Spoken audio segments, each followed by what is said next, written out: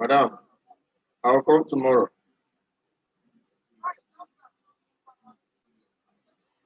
No worry.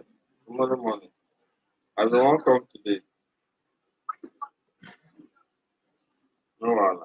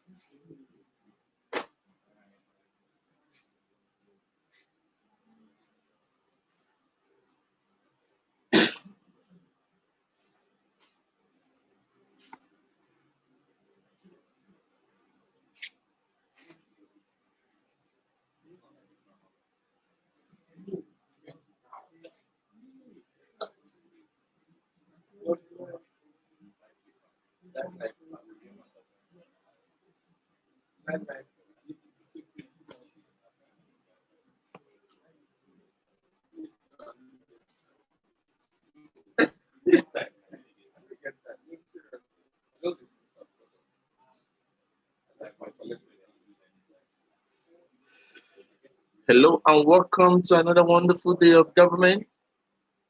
Please check out our new platform, educateafricans.com. There we've updated most of the lectures according to your syllabus needed for you to score very high in your WAEC, in your JAMB, and good grades in your WAEC. Okay, so let's move to what we have today.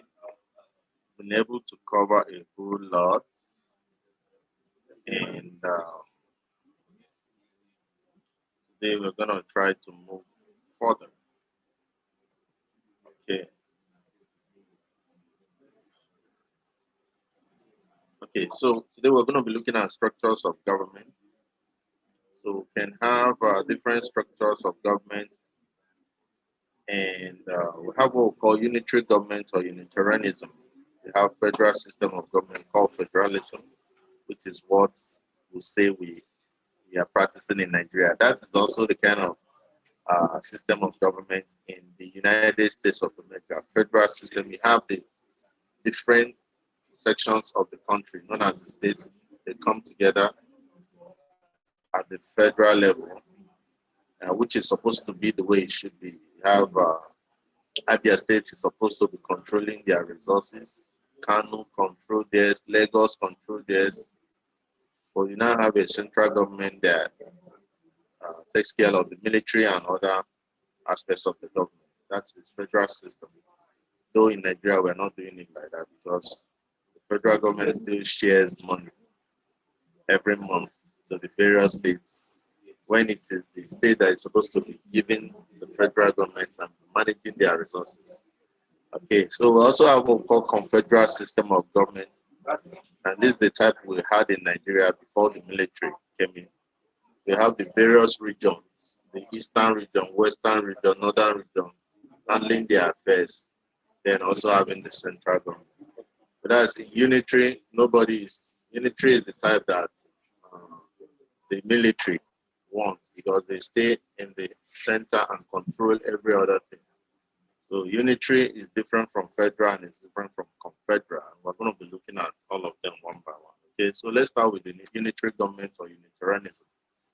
A unitary system of government may be defined as one in which all governmental powers are concentrated in the hand of a single authority or central government.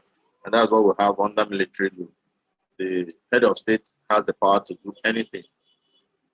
And you can imagine that sort of leadership is very bad. It's not good. Federation is far better, and even confederation is even also better. Two of them are better than unitary system. So what are the features or attributes or characteristics of a unit? How do you know a unitary system of government when you see one? All government powers are concentrated in the hands of a single authority or central government. It adopts a unitary constitution. It doesn't need to consult you in order to build out a constitution. The various areas or regions into which the nation is divided for administrative purposes are created by the central government. So you can imagine during the unitary region season of the military, most of the states were created under them because they can just wake up one day and start enforcing what they have in mind. The legislature can alter the powers and boundaries of various units or regions. There are factors or conditions that give rise to adoption of unitary. So how do you come about unitary government? A size of the country. If the country is very small, they can easily be ruled by unitary government. Absence of tribal difference. If everybody is unism, there's no need to argue. You can have unitary. Then if there's lack of fear of domination, you're not afraid of somebody dominating you simply because everybody is of one tribe, so they can actually manage unitary. But in a diverse country like Nigeria, unitary government is not good at all. And you can see the size of Nigeria is enormous. We need federal system or confederal system. Okay. Now, what are the merits and demerits or advantages and disadvantages of unitary government? The advantage is that it's very strong and stable government because, like military dictatorship, they tell everybody what to do. You have to do it. Yeah, the government is stable. There's reduction in cost. You don't have to be paying National Assembly people. You know how much they are taking to just renovate their National Assembly in Nigeria. So all those costs will be cut. If one military goes in there, it tells everybody he's not interested in legislature or National Assembly. Military people, they are not interested. So one unitary government is there telling everybody what to do. They don't care what you think. They are not interested in you coming in, sitting and be making all these laws. They are not interested because it's one strong central government tells everybody what to do. They have the president or the head of state who gives, he rules by decree. Can wake up and decide this state will be divided into two. It does happen. Quicker decisions are made. So when one person is taking decision, you know it's very fast. Unlike when you say National Assembly, some of them will genuinely be making the laws, whereas some will be waiting for Ghana must go. If you don't give them Ghana must go, they wait, they delay it. The decisions are taking a lot of time. But in unitary or military, if the president comes out and decides this is what is going to happen, it happens immediately. Then promotion of national unity. In unitary, the unitary government, they force you to promote national unity because you don't have much to say in such a system. Uniformity in the level of development, okay? They can make everywhere they develop uniformly. Unlike a federal system, each state can develop at their own pace. Then what are the disadvantages of unitarism or unitary government? Number one, it encourages dictatorship. It encourages dictatorship. I know dictatorship is talking about military, and I told you that is the system of government that military use, the unitary system. They are not interested in federal or confederal. Unitary. All powers from the central government. Number two, a central government is overburdened. Yeah. Once there is a unitary system, the central government is doing everything. It's in charge of police, schools, military. So it's not, that's not the way. If you go to the United States, every state is handling their problem. It's when the state cannot handle, you now call federal government to come and help. And it makes it possible for the federal government not to be overburdened. You see the president, the current president, Joe Biden, they think more about the international relation and policies, foreign policies, in relation to China and Russia. So they take more care about more delicate issues than having to employ fire service people to take care of fires in the various states. The state governments are very able to take care of such situations. Okay. Now we have prevention of local autonomy. Government is kept far away from the people. It kills local initiative. So once there is a unitary government, somebody from the center, from Abuja, is telling you, even inside your village, what to do. So it will kill your local initiative. Your ability to reason for yourself is lost. and local autonomy is lost. And government is so far. If it is federal system, you see your state is closer to you, your state is taking care of you. Whereas in unitary system, the government from there has to take care of your private issues down here. So it makes the problem worse. So let's look at the number 2, which is the federal system of government, or called federalism, which is what we are supposed to be practicing in Nigeria, like I said, but that we are not doing it the right way, because we are still depending on federal government to give what we call monthly allocations to the state for them to spend from. That is not how a federal system is run. A federal system is run in such a way that the states are supposed to be the people paying tax to the federal government. And not after every month, at the end of every month, all the states will go, they will convert, all the governors will go to Buhari to get money for the states for that month. That is wrong. So the type of federalism we are practicing here is not true federalism, as it is practiced in the United States. Every state, like California, is one of the richest states, or if not the richest states in the United States. So they make their budget, they spend on their own, and not send what they have to send as a quota to the federal government. So the state, California, takes care of its problem.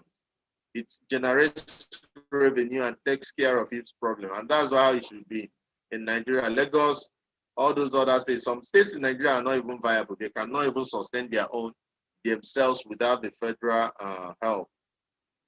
And this kind of arrangement makes states to be moribund. They will not be thinking on how to do something. They will just relax, because they know at the end of every month, you go to the federal, there's this ingenuity is lost in such systems. Okay, federal system of government may be defined as one in which governmental powers that exist in the country are shared between the central government that represent the whole country and the government of the component units or states. So the power, there is power between the federal. Federal handles things like military, foreign policy, whereas the states do the main work of taking care of their states. So there is sharing of power between federal and states. That's what we call federalism. Now, features or attributes of a federalism: number 1, there is division of governmental power between the central government and the component governments of the various regions or states. The different governments derive their power from the constitution. Then there is adoption of written constitution. The constitution is rigid. So these are attributes of federalism. Factors that give rise to federalism: 1, fear of denomination. You don't want somebody to dominate you. So in federal system, every state can manage themselves, so that not one person from one ethnic group will come and be dominating the other person. So the states are divided in such a way that different states are able to manage themselves by their own people. Okay. Now, tribal differences can also cause federalism. Like in Nigeria, we don't have one tribe, plenty tribes. So federalism is the best way for us to go in Nigeria. Protection of interests of minorities. In federalism, minorities are protected because they are carved out in their own specific regions, and they're able to take care of themselves by themselves. Okay, the size of the country also makes for federalism. If the country is very big, federalism is the best. But if the country is small, then unitary can work there. Unitary. Okay. So what are the advantages and disadvantages of a federal system? What are the advantages?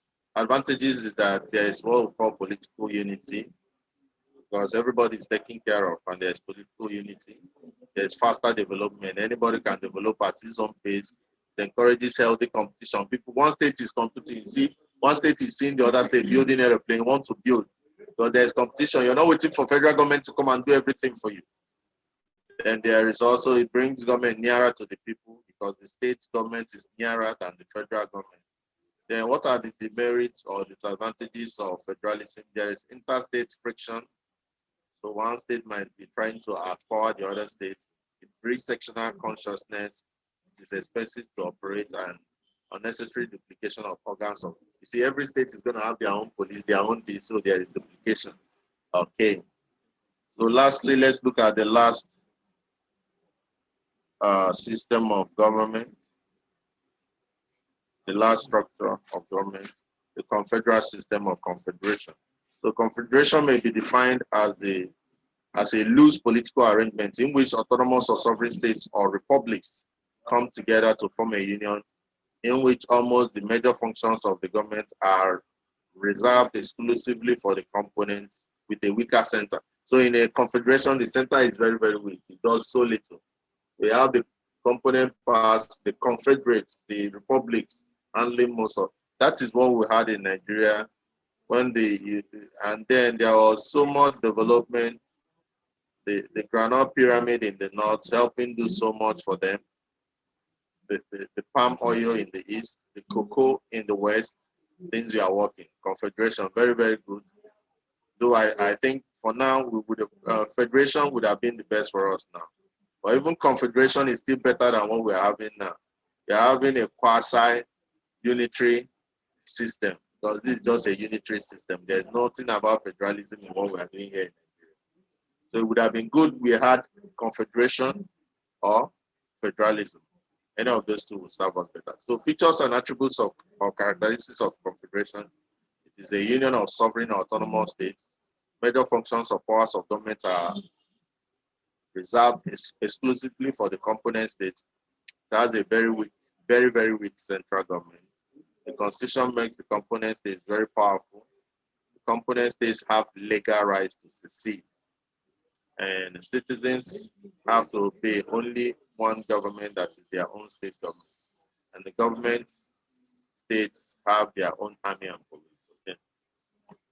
So what are the demerits and merits of this sort of structure? One of the arguments under the advantages, one of the arguments that advocates for confederacy make for the system of government is that it brings weak and small sovereign states together to fight as one formidable nation against any external attack. This, they argue, helps them to preserve their hard-won independence. Okay, so you can have a system whereby you have countries that are smaller come together and have one army, but the various components of the country are those countries are actually doing the work of governance. So in this case, this could be a good thing. Also, confederation allows component states to retain their sovereignty and identity instead of losing such to the central government, which may turn out to be a final loss. Now, it is also argued that since confederation grants component states the legal right to secede whenever any of them wants, prevents any component states from lording itself over the others. Now, what are the disadvantages of this? One, confederation is criticized because major functions and powers of the government are reserved exclusively for the component states instead of the central government. Secondly, confederalism is not popular because it has a weak central government. And finally, people criticize confederal system of government because of the fact that the component states are granted legal right to secede at any time. So component members can secede at any time. So I think with that, we'll come to the end of today's class. Thank you and see you.